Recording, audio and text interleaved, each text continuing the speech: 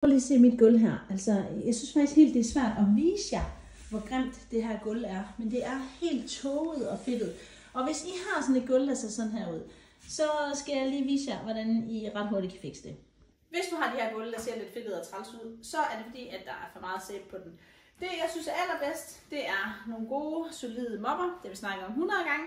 Men hvis du vil putte noget i, så putter jeg en ordentlig chat eddike i. Jeg putter faktisk næsten en deciliter i til 5 liter vand. Jeg vil lige vise jer noget, fordi at det er faktisk sådan, at hvis ikke man vasker gulvet ordentligt, og man bare kører hen over det, så hjælper det ingenting. Og hvis I kan se her, hvis jeg bare kører hen over sådan her, så kan I godt se, at der er alle de her pletter her, hvor at vandet bare perler af på, og det er fedt, der ligger på klinken, som ikke er kommet ordentligt af. Så I bliver nødt til lige at arbejde lidt det samme sted, når nu jeres klinker har fået det her fedtlag.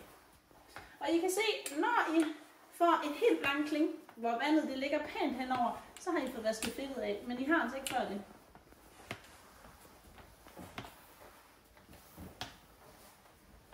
Se nu lige her. Det virker altså.